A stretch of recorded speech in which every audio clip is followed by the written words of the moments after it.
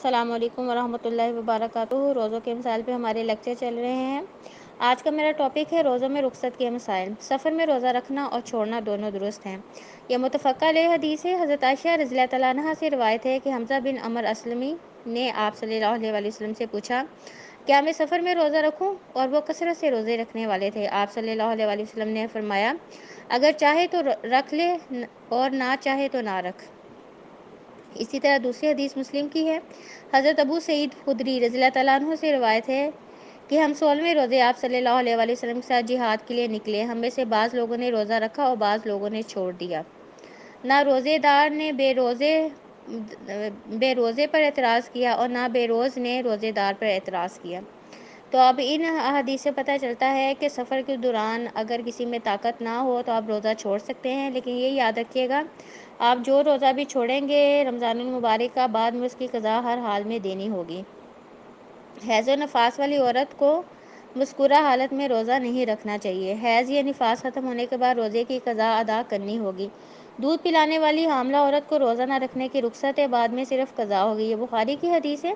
حضرت ابو سعید خدری نے کہا، آپ صلی اللہ علیہ وسلم نے فرمایا کہ ایسا نہیں، یعنی ایسا ہے کہ عورت جب حائضہ ہوتی ہے تو نہ نماز پڑھ سکتی ہے نہ روزہ رکھ سکتی ہے، اور ان کے دین میں کمی کی یہی وجہ ہے۔ دوسری حدیث احمد، ابو داؤد، نسائی، ترمذی اور ابن ماجہ سے روایت ہے۔ حضرت انس بن مالک رضی اللہ تعالیٰ عنہ سے روایت ہے، آپ صلی اللہ علیہ وسلم نے فرمایا، اللہ تعالیٰ نے مسافر کو روزہ مؤخر کرنے اور نصف نماز کی رخصت دی ہے، جبکہ حاملہ اور دودھ پلانے والی عورت کو روزہ مؤخر کرنے کی رخصت دی ہے۔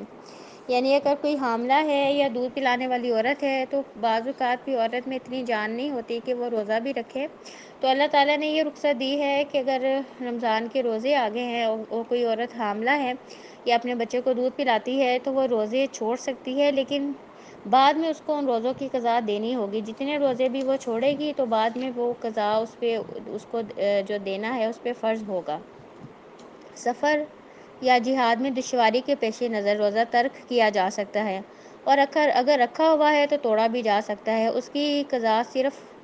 اس کی صرف قضا ہوگی، کفارہ نہیں ہوگا۔ یہ متفقہ علیہ حدیث ہے۔ حضرت عبداللہ بن عباس رضی اللہ تعالیٰ عنہما سے روایت ہے کہ آپ صلی اللہ علیہ وسلم رمضان کے مہینے میں مکے کی طرف چڑھائی کے ارادے سے نکلے۔ جب مقام قدیر پر پہنچے تو آپ صلی اللہ علیہ وسلم نے روزہ توڑ دیا اور لوگوں نے بھی توڑ دیا۔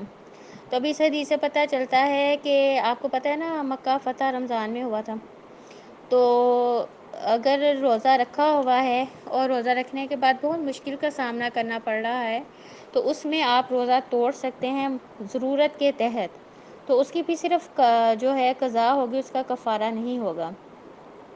لیکن بغیر وجہ کے نہیں توڑنا کہ کوئی ذرا سی بھی طبیعت خراب ہوئی تو آپ کے جی روزہ توڑ دیا ہے، کہ کوئی بہت، اب دیکھیں آپ صلی اللہ علیہ وسلم نے اگر روزہ توڑا تھا، یہ متفقہ علیہ حدیث ہے، بخاری مسلم دونوں سے روایت ہے، تو وہ ضرور کوئی بہت زیادہ مشکل کام ہوگا۔ اور آپ کو پتہ ہے آپ صلی اللہ علیہ وسلم اپنے جو لشکر کے ساتھ مدینہ سے مکہ پیدل آئے تھے، آپ کو خود بھی پتہ ہے، اور جو لوگ مکہ اور مدینہ گئے ہوئے انہیں اندازہ ہے کہ جو پیدل آنا کتنا مشکل کام ہے۔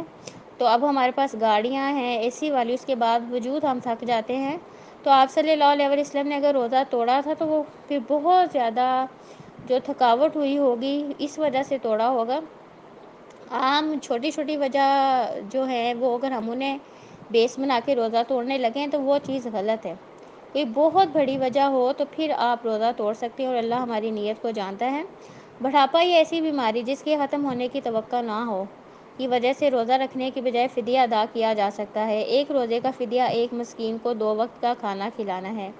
یہ حاکم کی حدیث ہے۔ حضرت ابن عباس رضی اللہ تعالیٰ عنہما سے روایت ہے کہ بوڑھے آدمی کو روزہ نہ رکھنے کی رخصت دی گئی ہے، لیکن وہ ہر روزے کے بدلے ایک مسکین کو 2 وقت کا کھانا کھلائے اور اس پر کوئی قضا نہیں۔ اب آج کا جو دور ہے اس میں جو ہیں 30 روزوں کا جو فدیہ ہے وہ 4000 بنتا ہے۔ تو یہ ہر انسان کے اپنے کھانے پہ ڈیپینڈ کرتا ہے، جیسا انسان کے گھر کھانا پینا ہوتا ہے۔ اگر بہت زیادہ نعمتیں ہیں کسی کے گھر میں تو اس کا فدیہ بھی اس کے حساب سے ہی ہوگا۔ تو جو ہمارا روٹین کا کھانا ہے تو فدیہ اس کے حساب سے ہم نے دینا ہے۔ ایسے تمام امور جن میں روزے کی رخصت ہے، مثلا بیماری، سفر، بڑھاپا، جہاد، عورت کے معاملے میں حمل، دودھ پلانے والی عورت اگر شوق میں روزہ رکھ لے لیکن بعد میں روزہ نبھا نہ سکے تو اسے توڑ دینا چاہیے، اس صورت میں صرف قضا ہوگی۔ یہ متفقہ علیہ حدیث ہے۔ حضرت جابر بن عبداللہ رضی اللہ تعالیٰ عنہما فرماتے ہیں، آپ صلی اللہ علیہ وآلہ وسلم نے دوران سفر لوگوں کا ہجوم دیکھا، لوگ ایک آدمی پہ سایہ کیے ہوئے تھے۔ آپ صلی اللہ علیہ وآلہ وسلم نے پوچھا کیا بات ہے؟ لوگوں نے عرض کیا روزے دار ہے۔ آپ صلی اللہ علیہ وآلہ وسلم نے فرمایا دوران سفر اس حالت میں روزہ رکھنا نیکی نہیں ہے۔ یہ بخاری و مسلم دونوں سے حدیث روایت کی گئی ہے۔ تو اب دیکھیں ہر انسان کو پتہ ہوتا ہے اس کے اندر کتنی طاقت ہے، کتنا اسٹیمنا ہے، تو اس لیے اگر کسی کی سفر کے دوران روزہ رکھ لیا ہے، طبیعت بہت خراب ہو جائے، حد سے زیادہ خراب ہو جائے، تو اللہ نے کوئی اتنی زبردستی نہیں رکھی، تو انسان اپنی طبیعت کے پیش نظر روزہ توڑ سکتا ہے اور بعد میں اس کو قضا دینی ہوگی۔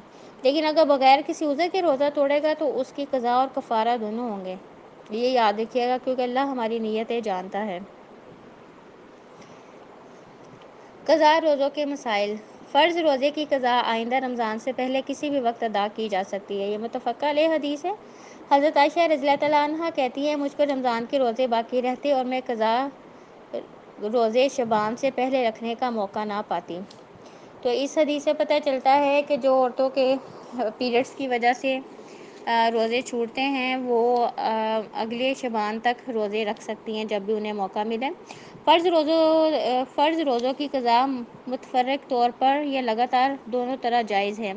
یہ دارالقطنی کی حدیث ہے۔ حضرت عائشہ رضی اللہ تعالیٰ عنہا فرماتی ہیں روزوں کے بارے میں پہلے یہ آیت نازل ہوئی کہ قضا روزے رمضان کے علاوہ دوسرے دنوں میں مسلسل رکھے جائیں، لیکن بعد میں مسلسل روزے رکھنے کا حکم ختم ہو گیا۔ اسی طرح حضرت عبداللہ بن عباس رضی اللہ تعالیٰ عنہما فرماتے ہیں قضا روزہ رکھنے میں الگ الگ روزہ رکھے جائیں، کہ جو قضا روزے رکھنے ہیں نا وہ الگ الگ روزے رکھے جائیں تو کوئی حرج نہیں، کیونکہ اللہ تعالیٰ کا ارشاد ہے دوسرے دنوں میں تعداد پوری کی جائے۔ تو ان دونوں احادیث سے پتہ چلتا ہے کہ آپ نے جو روزوں کی قضا ہے وہ چاہے آپ لگاتار روزے رکھ لیں، چاہے آپ گیپ دے کے رکھ لیں، یہ آپ کی اپنی مرضی ہے۔ مرنے والے کے جو قضا روزے ہیں اس کے وارث کو رکھنے چاہیے، یہ متفقہ علیہ حدیث ہے۔ حضرت عائشہ رضی اللہ تعالیٰ عنہا نے کہا آپ صلی اللہ علیہ وآلہ وسلم نے فرمایا جو شخص مر جائے اس پر فرض روزے رکھنے باقی ہوں تو اس کا وارث اس کی طرف سے قضا روزے رکھے۔ اب دیکھیں نماز نہیں کوئی کسی کی طرف سے پڑھ سکتا، لیکن اگر کسی کے روزے مس ہیں تو پھر اس کی اولاد کو کیا چاہیے کہ وہ اپنے جو ہے وارث کی طرف سے روزے رکھے، اور اگر وہ روزہ نہیں رکھ سکتا تو پھر انہیں اولاد کو کیا چاہیے وہ فدیہ دے۔ نفلی روزے کی قضا ادا کرنا واجب نہیں، یہ ابو داؤد کی حدیث ہے۔ حضرت ام ہانی رضی اللہ تعالیٰ عنہا کہتی ہیں یوم فتح یعنی فتح مکہ کے روز حضرت فاطمہ رضی اللہ تعالیٰ عنہا آپ صلی اللہ علیہ وسلم کی بائیں طرف آ کر بیٹھی اور میں یعنی ام ہانی رضی اللہ تعالیٰ عنہا آپ صلی اللہ علیہ وسلم کے دائیں طرف، اتنے میں ایک لونڈی برتن لے کر آئی جس میں پینے کی کوئی چیز تھی۔ لونڈی نے وہ برتن آپ صلی اللہ علیہ وسلم کو دیا، آپ صلی اللہ علیہ وسلم نے اس برتن سے پیا، پھر وہ برتن مجھے دیا، میں نے بھی پیا اور کہا یا رسول اللہ صلی اللہ علیہ وسلم میرا روزہ تھا، میں نے آپ صلی اللہ علیہ وسلم کا جھوٹا پینے کے لیے روزہ توڑ دیا۔ آپ صلی اللہ علیہ وسلم نے پوچھا کیا تو نے قضا روزہ رکھا تھا؟ میں نے عرض کیا نہیں۔ آپ صلی اللہ علیہ وسلم نے ارشاد فرمایا اگر نفلی روزہ تھا تو کوئی حرج کی بات نہیں۔